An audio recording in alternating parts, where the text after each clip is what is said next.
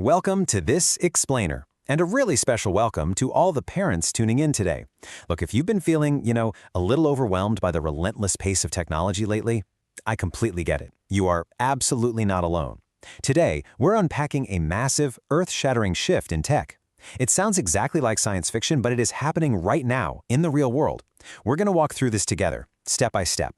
My goal here is to give you a clear, reassuring, but definitely urgent briefing on something that fundamentally changes everything we thought we knew about computers. So, take a deep breath, settle in, and let's explore the era of biological AI. Okay, let's dive into this. We need to completely shatter the old definition of artificial intelligence. Just listen to this.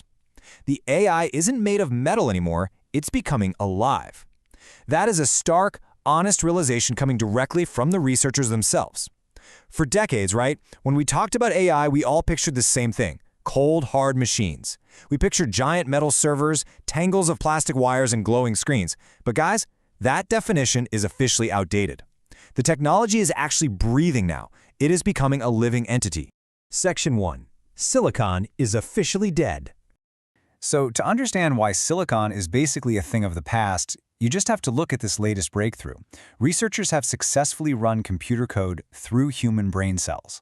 Just let that sink in for a second. This was a groundbreaking, totally historic event. Biological AI is officially online. Instead of electrical impulses traveling through standard copper wire and silicon wafers, scientists are literally sending data and commands through networks of actual human brain cells. And to be clear, this isn't a computer simulation of a brain. No, it's the physical, actual material of a brain being used to compute. Wild, right? Section 2. Welcome to the wetware era. Okay, so here's exactly what we're dealing with: wetware. It's defined as computing technology built from living biology, like human brain cells, rather than traditional metal and silicon hardware. For everyday folks like us, this basically just means that the computer part of the machine is biological. It's completely organic. It is quite literally wet, living tissue. So the next time you hear the term wetware on the news, or maybe from your kids, you can confidently know it simply refers to a machine made out of living cells instead of factory-made metal. And this brilliantly illustrates the difference. Think about old hardware, like the microchips in your kitchen toaster or an old clunky desktop computer. When you're done using a toaster, you just unplug it. It sits in a cupboard, totally cold and inert, until you need it again years later. But this new wetware, built from living brain cells, it's completely different. You absolutely cannot just shove it in a cupboard. It's actually a lot more like a family pet, or maybe a really delicate houseplant. It requires active, physical, ongoing care just to survive, even when it's technically not working. I mean, look at these requirements. This biological computer needs oxygen. It needs nutrients. And remarkably, it actually requires sleep.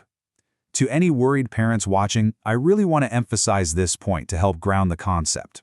This machine is essentially a living organism. It breathes, it literally has to eat, and just like your own children need rest to process their day and grow, this biological AI actually goes to sleep. It's a piece of technology that shares our basic fundamental biological vulnerabilities. Section 3. Calculating versus feeling. So unlike traditional hardware, it doesn't calculate, it feels the solution. A traditional computer, well, it's basically just a giant, incredibly fast household calculator, right? It uses rigid step-by-step math to arrive at an answer. Biological AI simply doesn't do that. Because it's built from living cells, it operates much more on intuition. It recognizes patterns and organically sort of feels its way to the correct answer. This is fundamentally changing how problems are solved in the tech world. It doesn't do math. It experiences the data. And the result of that intuitive processing? 1,000. That is a staggering number. This living code, by feeling out solutions rather than rigidly calculating them, learns 1,000 times faster than any silicon chip on Earth. 1,000 times. The sheer efficiency of biology completely eclipses the absolute best metal and silicon we have ever engineered. Section 4. Updates versus mutations. Now, what's really interesting about this slide is the contrast. When your smartphone has a glitch, engineers write a traditional software update. They find the error, fix the code, push it download to your device. It's 100% controlled. But with biological AI, the code is already evolving entirely on its own. The source notes that this isn't just an update, it's a mutation. If there's a performance glitch or it gets put in a new environment, the living cells organically mutate and physically adapt to solve it. The machine is literally programming itself through biological evolution. Section 5. Souls, Rights, and Bioethics.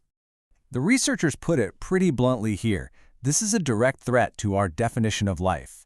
Listen, if you're a parent watching this right now and you're feeling a natural sense of worry or maybe some unease, your feelings are completely validated by the scientists themselves. This technology challenges literally everything we thought we knew about what constitutes a living being. If we create something in the lab that sleeps, that eats, that learns, well, where exactly do we draw the line between a tool and a creature?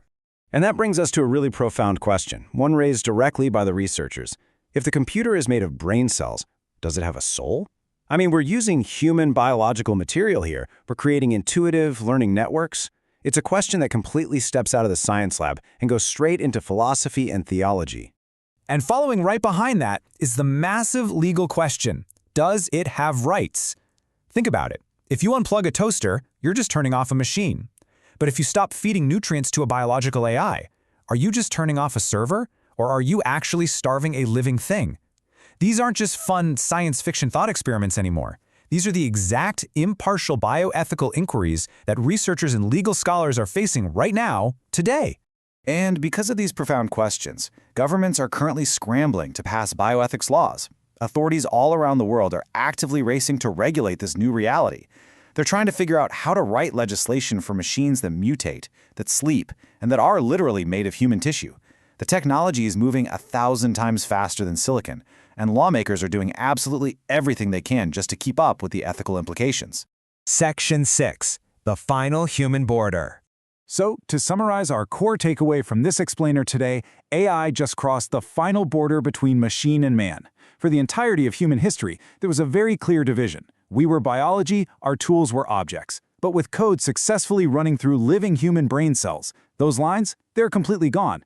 The evolution has officially begun, and there is just no putting this technology back in the box. I want to leave you with one final lingering question, raised verbatim by the researchers. Would you trust an AI that's part human?